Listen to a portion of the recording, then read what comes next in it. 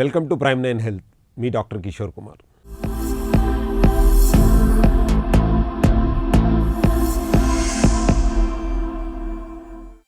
ఈరోజు world asthma day.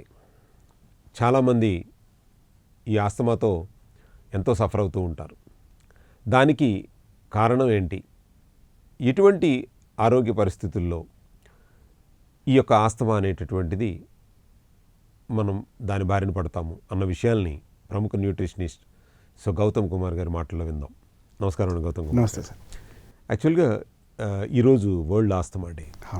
So ఈ asthma మనం ప్రపంచవ్యాప్తంగా చూసుకుంటే 24వ స్థానం అనుకుంటున్నాను నేను. సో ఈ అసలు ఆస్తమాకి గల కారణం ఏంటి, వాళ్ళ ఏ విధమైనటువంటి పరిస్థితుల్లో వాళ్ళు ఆస్తమా పేషెంట్లుగా ఉంటారు, ఒకవేళ వచ్చిన తర్వాత ఎట్లా వాళ్ళు జనరల్గా న్యాచురల్గా క్యూర్ చేసుకోవచ్చు అనే విషయాలు చెప్పండి సార్. ఈ ఆస్తమా చూసుకునేటట్టయితే ఒక 5000 years బ్యాక్ ఫస్ట్ డిటెక్ట్ అయిన ఆస్తమా కేసు చైనాలో ఒక 2600 BC ఆ టైంలో డిటెక్ట్ అయింది. అప్పుడు ట్రీట్మెంట్ కూడా హెర్బల్ ట్రీట్మెంటే. ఒక హెర్బల్ మందులు ఇచ్చి, ఇన్హేలర్ మందు లాంటిది ఇచ్చి తీసుకోమనేవారు.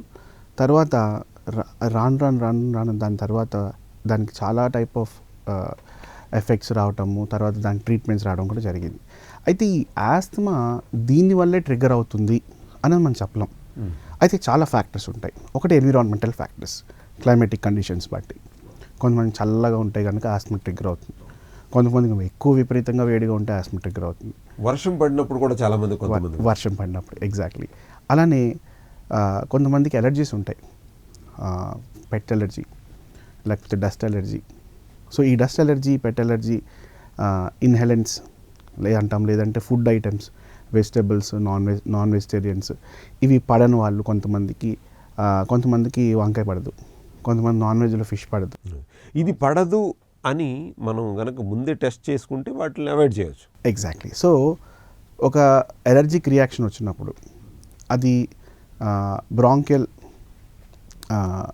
ఇష్యూ అని అన్నప్పుడు, సో వాళ్ళకి ఫస్ట్ మేము సజెస్ట్ చేసేది ఏంటంటే ఈ ఫుడ్ ఎలర్జీ టెస్ట్ కానీ లేకపోతే ఐజీ అనేది టెస్ట్ చేస్తాం, అంటే ఇమ్యూనోగ్లోబులిన్స్ ఈ అనే టెస్ట్. దాని ద్వారా మన బాడీలో ఎన్ని ఎలర్జెన్స్ ఉన్నాయని తెలుస్తుంది. జనరల్గా మనలాంటి అడల్ట్స్ వాళ్ళకి 100 లోపల ఉండాలి ఈ ఎలర్జెన్స్. ఇంకా చిన్నపిల్లల్లో ఇంకొంచెం 50-60 ఈ రేంజెస్లో ఉండొచ్చు. ఇవి ఎప్పుడైతే అధిగమిస్తాయో, మేము చూసిన కేసెస్ more than 1000 ఐజీస్ ఉంది అంటే వాళ్ళు asthma, at the same point of time food allergy, అలాగే ఇన్హెలెన్స్ ఎలర్జీ, ఇలా చాలా ఎలర్జీస్ ఉండొచ్చు.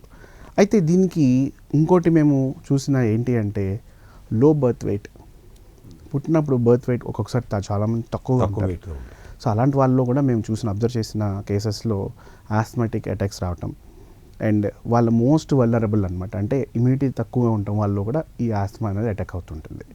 సో ఈ ఆస్తమా అటాక్ అవ్వడం వల్ల అసలు మనం ఎలా ఐడెంటిఫై చేయొచ్చు అంటే, ఎక్కడో తెలియని ఆయాసం వచ్చేసి ఊపిరంతా ఆడినట్టుగా అయిపోయి దగ్గులాగా రావటం, ఎంతసేపటికి తగ్గపోవడం, అలాగే కూర్చుని చెమటలు బాగా వచ్చేయటం, అండ్ గాబరా అయిపోవటం, ఇవి కొన్ని సిమ్టమ్స్ అన్నమాట. వచ్చినప్పుడు వెంటనే వెళ్ళి ఫస్ట్ ఒక జీపీని జనరల్ ఫిజిషియన్ కలిసి ఈ మినిమం టెస్ట్లన్నీ చేయించుకొని, తర్వాత సిఓపిడి టెస్ట్ అంటారు అనమాట. సో ఆస్మా వాళ్ళకి సిఓపిడి టెస్ట్ అంటాం అనమాట. సో అదేంటంటే ఒక పైప్లోంచి ఆ లంగ్ స్ట్రెంత్ ఎంత ఉందని చెక్ చేస్తాం. సో ఎప్పుడైతే ఈ ఆస్మా అంటే మరి లంగ్స్ మీద ఎఫెక్ట్ చూపించే కదా. సో ఇప్పుడు మనం కరోనా టైంలో కూడా చూస్తే కనుక లంగ్స్ పల్మనాలజిస్ట్ ఎక్కువగా పల్మనాలజిస్ట్ని కన్సల్ట్ అవ్వటము, ఎందుకంటే అప్పుడు ఈ బ్లాక్ ఫంగస్ అది రావటము, ఎంతవరకు కెపాసిటీ ఎంతవరకు ఉంది, ఇవి చెక్ చేసుకోవడం తద్వారా మనకు తెలిసేది ఏంటి అంటే అసలు మనం ఎంత రిస్క్లో ఉన్నాము. కొంతమందికి ఎర్లీ స్టేజెస్లో డిటెక్ట్ అవుతుంది, కొంతమందికి లేటర్ స్టేజెస్లో డిటెక్ట్ అవుతుంది. బట్ ఒక ఎలర్జిక్ రియాక్షన్ ఉన్నప్పుడు నాకు అది ఆస్తమా కింద కన్వర్ట్ అయ్యే ఛాన్సెస్ ఉందా లేదా అన్నది ఒక పల్మనాలజిస్ట్ని కలిస్తే కనుక ఈ డిఫరెంట్ టెస్ట్లు ఉన్నాయి, అది చేయడం వల్ల మనకి ఆస్తమా ఉందా లేదా అని తెలుస్తుంది. ఓకే, అంటే ఈ ఆస్తమా అనేటటువంటిది ఇమ్యూనిటీ డిఫిషియెంట్గా ఉంటే కూడా వచ్చే అవకాశాలు ఎక్కువ. Yes, one of the reasons అని చెప్పొచ్చు. అవునండి. ఇప్పుడు ఈ మన ఏదైతే ఆస్తమాతో బాధపడే వాళ్ళు ఉన్నారో వాళ్ళకి యాజ్ ఏ న్యూట్రిషనిస్ట్గా మీరు ఇచ్చే, అంటే వాళ్ళు ఎలా వెళ్ళి దాన్ని టెస్టింగ్ డయాగ్నోస్ చేసుకోవాలి అనే దాని మీద చక్కగా చెప్పారు. ఉన్నవాళ్ళు ఎటువంటి ఈ యొక్క ఫుడ్ ప్రికాషన్స్ కానీ లేకపోతే దీన్ని కానీ యాజ్ ఎ న్యూట్రిషనిస్ట్గా ఏం చెప్తారు మీరు? అదే మనం ఎప్పుడైతే అలర్జిక్ ప్యానెల్లో వెజిటేరియన్ నాన్ వెజిటేరియన్ లిస్ట్ తెచ్చుకుంటామో దాంట్లో నాకు ఏ పడట్లేదు, ఏ పడుతున్నాయి పక్కన పెట్టేయడమే, మిగతావన్నీ తీసుకోవడమే. తద్వారా మనం వీటి ఎఫెక్ట్స్ని మనం అవాయిడ్ చేయొచ్చు. మిగతా వాటిని బాగా తీసుకోవాలి. ఇప్పుడు విటమిన్ సి చాలామందికి పడదు, అంటే లెమన్ అంటే విటమిన్ సి ఉన్న ఫుడ్స్ తీసుకున్నప్పుడు లేకపోతే సిట్రిక్ యాసిడ్ ఫుడ్స్ తీసుకున్నప్పుడు ఎలర్జిక్ రియాక్షన్ వచ్చే అవకాశాలు చాలామందిలో మేము చూస్తూనే ఉంటాం. చాలామందికి ఆరెంజెస్ కానీ మోసంబి కానీ లెమన్ కానీ కొంచెం తిన్నా వాళ్ళు రియాక్షన్ వచ్చి జలుబు వచ్చేస్తుంటుంది. మరి విటమిన్ సి లేకపోతే ఇమ్యూనిటీ ఎలా వస్తుంది? సో విటమిన్ సి ఒకటే కాకుండా మిగతావి కూడా నాకు పడుతున్నాయి కాబట్టి వాటి మీద ఎక్కువ కాన్సన్ట్రేట్ చేస్తే vitamin C very small thing కాబట్టి వాళ్ళ బాడీలో ఇతరువి ఇంప్రూవ్ చేసుకోగలిగితే ఇమ్యూనిటీ బాగానే ఉంటుంది. అంటే ఒక 75-50% మధ్యలో వరకు వాళ్ళు అవాయిడ్ చేసుకోవచ్చు ట్రిగ్గర్ అయ్యే ఇష్యూస్ని. ఇప్పుడు ఈ ఎలర్జెన్స్ అనేటువంటిది మీరు ఇందాక చెప్పినట్టు 100 బిలో ఉండాలి అని అన్నారు. So 100 or 200, 300 whatever 100 above ఉన్నాయంటే సో దే హ్యావ్ మోర్ అని అనుకుంటాం. ఇది అంటే ఈ టైంకి అంటే సపోజ్ ఈ ఇయర్లో ఇలా ఉన్నాం, సో నెక్స్ట్ ఇయర్లో పెరగడానికి అవకాశాలు ఉన్నాయా? అలర్జెన్స్ పెరిగే అవకాశాలు అందుకే టెస్ట్ చేసుకోవాలి. తగ్గే అవకాశాలు ఉంటాయా? సీజన్ టు సీజన్ వేరీ అవ్వచ్చు.